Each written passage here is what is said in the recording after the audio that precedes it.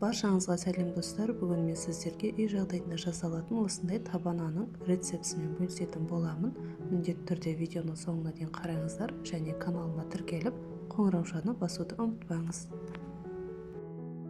Ең алдымен ұнымызды міндетті түрде електен өткізіп аламыз. Содан кейін тұзымызды және 2 ас қасық қантымызды және аштығымызды салып, жақсылап ұнды араластырамыз.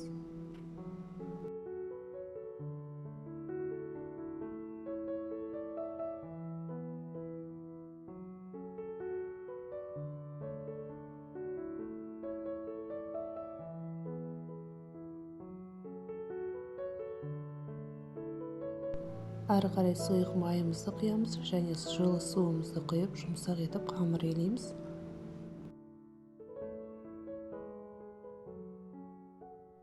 Қамырды міндетті түрде асықпай 10-15 минуттай илегеніміз дұрыс болады.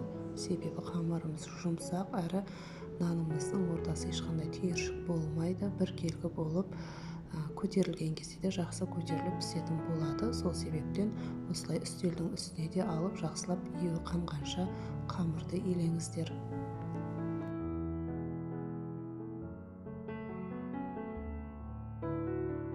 Қамырымызды осылай жақсылап илеп болғаннан кейін ыдысымызға салып, жылы жерге 1-1,5 сағатқа бетін жауып қалдыратын боламыз.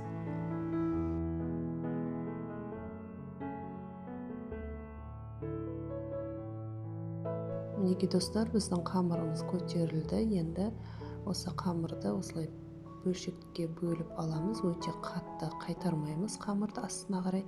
Осылай жай-жай қолымызбен алып табамызға орналастыратын боламыз. Табаның астын майласаңыздар да болады, немесе осылай пергамент қағазына қойсаңыздар да болады. Бетін жауып тағы да 10 минутқа қалдырамыз.